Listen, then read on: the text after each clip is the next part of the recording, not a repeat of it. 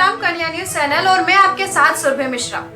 Sarwar bus stand स्थित बाबा रामदेव मंदिर में रेगर समाज द्वारा 13वां पाठोत्सव कार्यक्रम बड़े हर्षोल्लास और धूमधाम के साथ मनाया गया, जिसमें सरवाड़ शहर सहित आसपास के गांवों के हजारों महिला पुरुष का जनसैलाब उमड़ा, जिसके चलते पंडाल खचाखच भर गया।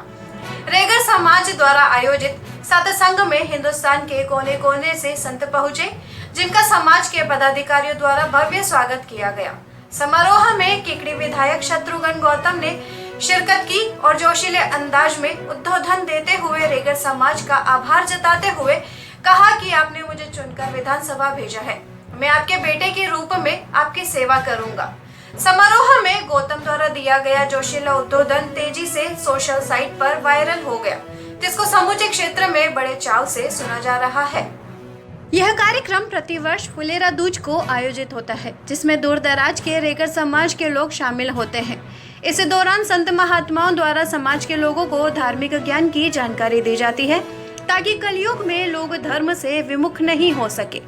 समारोह में विधायक शत्रुघ्न गौतम ने एक एक संत महात्मा के पैर छूकर आशीर्वाद लिया, जो समूचे समारोह में चर्चा का विषय रहा।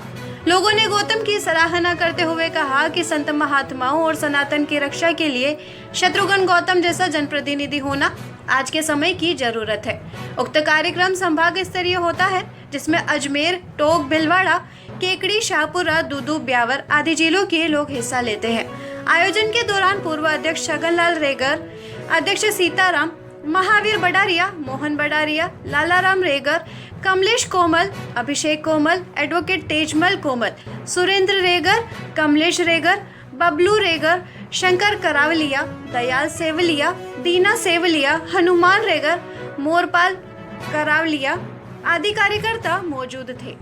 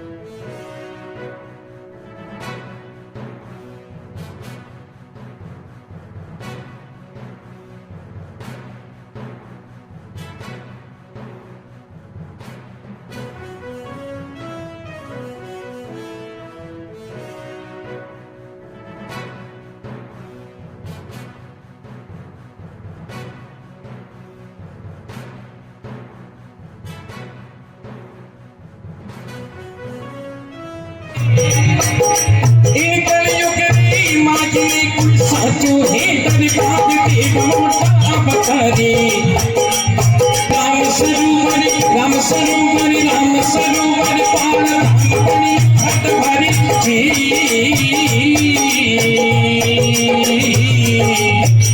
भक्त बोलो हाथ खोल के मीडिया जी माने घर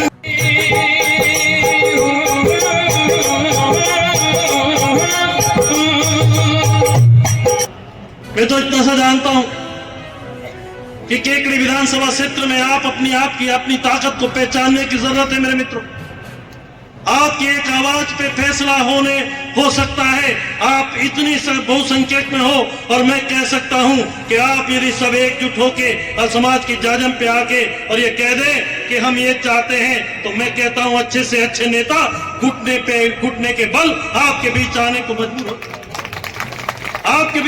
मजबूर हो जाए। मेरे मित्रों, मैं जानता हूं कि मैं चुनाव लड़के आया हूं और चुनाव के इस रण में मैंने 2 चुनाव लड़े विधानसभा के, और दोनों चुनाव में ये रेगर समाज कंधे से कंधा मिला के मेरे साथ खड़ा था।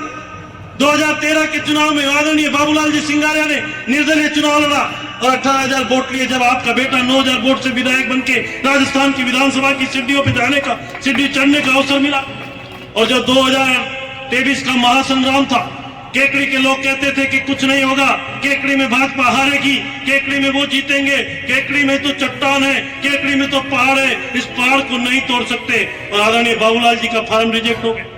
ईश्वर जो करता है अच्छा करता है। और 20 तारीख तक लोग उपायों की स्थिति में थे। एक कैप्टन दुर्गालाल जी बैठे, मेरा खीरे में कार्यक्रम था रात को, पूरा रेगल समाज केकड़ी में बैठा था और जब रेगल समाज के लोगों ने एकजुट होकर कहा कि गौतम जी आगे बढ़ो, हम आपके साथ हैं, और पूरे गांव के 84 के लोगों ने समर्थन दिया, उसी दिन केकड़ी विधानसभा की हवा और फिजा बदल गई और ये आपका बेटा दोबारा राजस्थान की विधानसभा में आपके प्यार और आशीर्वाद से पहुंचा है। तो आपका हृदय के अंतर्स्थल से धन्यवाद देके आपके प्यार को कम नहीं, आपके साधुवाद को कम नहीं करूंगा।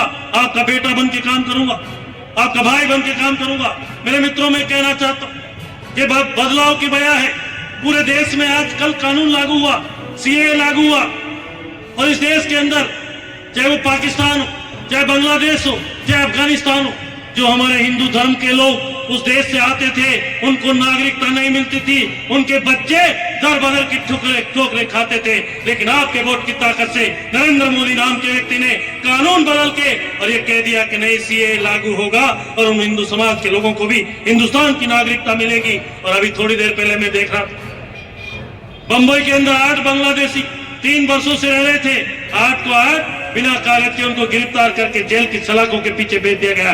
ये आपका संविधान है, ये भारत के कानून में अमूलचूल परिवर्तन करने वाला आपके वोट की ताकत से नरेंद्र मोदी। मेरे मित्रों, मैं सब जगह जाता हूं, धार्मिक मंच पे मैं एक ही बात कहता हूं कि हमको कोई पूछे आप कौन सी जाति हो, तो हमें अपनी जाति बदलने की सोच रखनी चाहिए। हम रेगर नहीं, हम ब्राह्मण नहीं, हम हिंदू हैं। और पहले ये बताया कि मैं हिंदू धर्म में पैदा हुआ हूं, मैं सनातन धर्म में पैदा हुआ हूं, मैं सनातनी। वर्षों के बाद 500 सालों से जो हमारे मन में एक इच्छा शक्ति थी कि भगवान राम का मंदिर बने। कहते थे विरोधी लोग कि राम का मंदिर नहीं बन सकता, भगवान राम का मंदिर यहां नहीं बनेगा। आपके वोट की ताकत से 14 और 19 में आपने एक वोट देके नरेंद्र मोदी नाम के व्यक्ति को प्रधानमंत्री बना के भेजा, तो उन्होंने कहा कि अभी नहीं, हिंदुस्तान में नहीं बनेगा भगवान राम का मंदिर, तो कहां बनेगा। और आपके 500 सालों के सपने को साकार करके 22 जनवरी को भगवान रामलला को मंदिर में विराजमान करने का काम किया है। तो यह आपके वोट की ताकत से क्या है मेरे मित्र, यह आपके वोट की ताकत। मैं तो आपको यही कहना चाहती हूँ, मेरी माता है, बहनें बैठी है। अभी महाराज श्री कह रहे थे एमपी से आने वाले, नीमच से आने वाले महाराज श्री कह रहे थे कि ये सत्संग है, सत्संग में कोई बीड़ी सिगरेट नहीं पिए। मैं तो यही कहता हूं कि आप लोगों को हाथ जोड़ के आपके चरणों में निवेदन करना चाहता हूं कि इस पवित्र स्थान से एक संकल्प लेके जाएं कि हमें नशा नहीं करना है, हमें नशा वो करना है कि आगे बढ़ने का नशा करना चाहिए, पैसा कमाने का नशा करना चाहिए, हमारे बच्चों को पढ़ाने का नशा करना चाहिए, हमारी महिलाओं को आगे लाने का नशा करना चाहिए, हमारे पार्षद ज्यादा बने इसका नशा करना चाहिए, हमारे सरपंच ज्यादा बने, हमारे जनप्रतिनिधि ज्यादा बने। इस मंच से आज यहाँ से इस पवित्र प्रांगण से संकल्प लेके जाए। महिलाओं यहाँ बैठी, मातृशक्ति को निवेदन करना चाहता हूँ। और इस सरवार कस्बे में मैंने देखा है कि सरवार कस्बा तराजू लगाता है, और सरवार कस्बे में जो नवंबर के महीने में जो क्रांति लाई, सबके आपने हौसले अफजाई करते हुए मेरे को कहा कि बेटा आगे बढ़ो और हम तुम्हारे साथ हैं। तो मेरी माताओं बहनों से कहना चाहता हूं कि बेटियों को पढ़ाने का संकल्प लेके जाएं। अगर बेटी पढ़ती है तो बेटी पढ़ाई होती है, और बेटी पढ़ के अगर सरकारी नौकरी में जाती है तो बेटी 3 पीढ़ी नहीं 7 पीढ़ी को संभाल लेती है। जिसकी पीढ़ी बेटी पढ़ के और सरकारी सेवा में चली गई तो समझो 7 पीढ़ी तर गई। तो ये संकल्प आज मेरी माताएं बहनें यहाँ से लेके जाए। नरेंद्र मोदी जी पिछले 10 सालों के अंदर किसान सम्मान निधि में हर किसान के खाते में पैसे भेजने का काम किया है। 80 करोड़ लोगों के घर पे मुफ्त में राशन भेजने का काम किया है। उज्ज्वला योजना में फ्री में गैस का सिलेंडर लगाने का काम किया है। विश्वकर्मा योजना में तो इतनी जन कल्याण की योजनाएं नरेंद्र मोदी जी कर रहे हैं। और आपके प्यार की ताकत से और आपके समाज की ताकत से आज आप सोच सकते हो, टोंक जिले में रामसाई वर्मा आपके समाज का बेटा है, राजस्थान की विधानसभा में गया है। तो निश्चित रूप से मैं तो यही कहूंगा कि भारतीय जनता पार्टी 36 कौम को साथ लेके चलती है। आपके वोट की ताकत नहीं समझती है, आपको अपने परिवार का सदस्य समझती है कि ये मेरे परिवार के लोग हैं, ये हमारे साथ खड़े होने चाहिए। हमारे कहने और करने में कोई अंतर नहीं। आज हमारी पार्टी कितने लोग आप संगठन में काम कर रहे हैं, मैं तो आपको यही कहूंगा कि आपने पहले भी जो आदेश विधायक के रूप में आपने जो धर्मशाला बनाई, तो मैं कहीं पीछे नहीं हटा के भाई जोर से तो बोलो, छगन जी बोलो तो सही। हाँ बनाई ना बढ़ाई ना। हाँ, लड्डू भाई तो आगे भी मैं तो आपको यही कहूंगा, जो आप कहोगे आपका बेटा बन के, आपका भाई बन के काम करो, आपके बीच आके ये सत्संग हमारे सभी काम किया ही नहीं।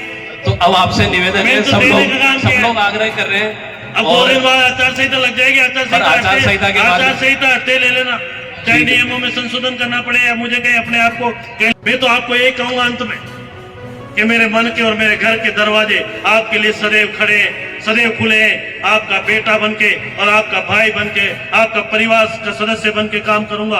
आप ये नहीं समझे कि हम रेगर समाज के हैं, आपको भी मेरे को भी आप अपने समाज में शामिल करते हुए कहें कि ये हमारा बेटा है, ये हमारा भाई है। मैं आपसे दूर नहीं, मैं आपसे कदे दूर नहीं। जो काम आप बताओगे वो काम हम करेंगे। केकड़ी में भी अभी इसी सत्संग में जारोटे साहब गए थे अभी 5-7 दिन पहले। आप गोपाल जी साहब चेयरमैन साहब बैठी होगी, वो विद्या बहन जी जूनियर से आई है हमारी। तो ऐसा कोई चेहरा नहीं है। राम प्रसाद जी भाई साहब टाटोटी से आए, हमारे केसर साहब, ओम जी आए गोयला से। तो सभी से मेरा हाथ जोड़ के विनम्र निवेदन है कि अभी 1.5 महीने के बाद फिर एक महासंग्राम आएगा। पूरी दुनिया में एक संदेश है कि हिंदुस्तान के आम चुनाव में क्या होगा 2014, लेकिन सबके मन मस्तिष्क में एक ही बात है कि आएगा तो मोदी, मोदी की हैट्रिक बनेगी, तीसरी बार आएगा तो मोदी। तो मेरे मित्रों, जिन लोगों ने राम मंदिर के भव्य लोकार्पण का बहिष्कार किया है, जिन्होंने कहा कि हम राम मंदिर के लोकार्पण में नहीं जाएंगे, और मैं कहना चाहता हूं, आप सब सनातनी हो तो सनातनियों को भी ये कहना चाहिए कि तुमने हमारे धर्म का बहिष्कार किया है तो आपको हमारे से कोई लेने देने की बात नहीं बनती है। हम भी आपका बहिष्कार करेंगे, वोट के माध्यम से करेंगे। ऐसा वोट हम नहीं देंगे जो हमारे सनातन के खिलाफ, हमारे सनातन के खिलाफ। आपने देखा हो, आप सब बुद्धिमान, 4 दिन पहले शुक्रवार के दिन दिल्ली में क्या हुआ था और उसको ले जाके कोर्ट में कल की दिन अदालत के अंदर क्या हुआ था, किस तरह सा चित्रण पेश हुआ था। तो मेरे मित्रों, समझो, सोचो, जरा अपने आप को संभालो। इस सरवार की पीड़ा आपने झेली है, केकड़ी की पीड़ा आपने झेली है। मैं तो यही कहूंगा कि पैसा होगा, आएगा, चला जाएगा, खर्च हो जाएगा, लेकिन हमारा धर्म यदि चला गया, हमारा सनातन चला गया तो हमारी पीढ़ियां रोएगी। क्यों? इस देश के अंदर 15 अगस्त सन 1947 के पहले अंग्रेजों ने राज किया। वर्षों तक अंग्रेजों से हमें गुलामी से मुक्ति दिलाने के लिए हमारे पूर्वजों ने संघर्ष किया, अपने प्राणों की आहुति दी। जब ये देश आजाद हुआ, आज आजादी की लड़ाई को हम देखें तो कितने लोगों ने अपने प्राणों को आहुति दी है जब हिंदुस्तान आजाद हुआ। और अंग्रेजों के पहले इस देश के अंदर किसका राज था? मुगलों का। अगर उस समय हमारी 25 पीढ़ी पहले हमारे पूर्वज डर जाते और डिग जाते तो इनका नाम राम प्रसाद नहीं होता, मेरा नाम शत्रुघ्न नहीं होता, इनका नाम छगनलाल नहीं होता, उनका नाम शंकर सिंह नहीं होता। हम सब के नाम आप अपने आप में चित्रण कर लो मेरे मित्रों कि हमारा नाम क्या होता, क्या नहीं होता, इस देश की परिस्थितियां क्या होती। तो मेरा आपसे हाथ जोड़ के इस रामदेव जी की पवित्र धरा पे, इस रामदेव जी की पावन धरा पे यही कहना है कि हमारे सनातन धर्म की संस्कृति को हमारे बच्चों को सिखाने की जरूरत है। हमारे बच्चे जब धर्म के धार्मिक आयोजन में जाते हैं तो उनको लगता है कि ये हमारे संस्कार है, ये हमारे सनातन के संस्कार है कि पिता के प्रति बच्चे का क्या कर्तव्य होता है, एक बहू का परिवार के प्रति क्या कर्तव्य होता है, एक बेटे का बाप के प्रति क्या दायित्व होता है। ये सनातन धर्म में सिखाया जाता है, ये सनातन संस्कृति में सिखाया जाता है। तो मैं तो आप सबसे यही निवेदन करने आया हूँ, जरा एक बार मेरी बात अच्छी लगी हो तो रामदेव जी महाराज की जय जोर से बोलेंगे और सारे लोग बैठे हैं जो बोलेंगे और दोनों मुट्ठी बांध के बोलेंगे। क्यों?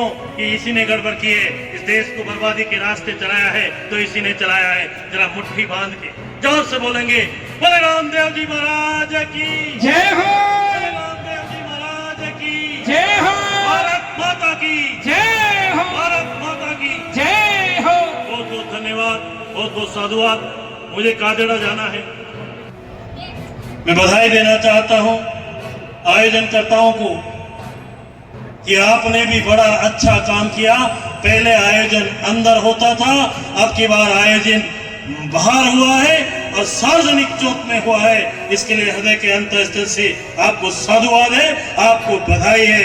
ये किसी एक व्यक्ति का काम नहीं है, ये समाज का काम है। कुछ लोग रोड पे भक्ति भाव करते हैं, आप समझ गए होंगे। हमारे समाज के लोगों को भी आज बाहर निकल के और ये समाज में दिखाना चाहिए कि हमारा रेगर समाज एकजुट है और हिंदू समाज एकजुट है। तो इसलिए आपको बहुत बहुत बधाई, बहुत बहुत स्वागत, बहुत बहुत साधुवाद। आज इस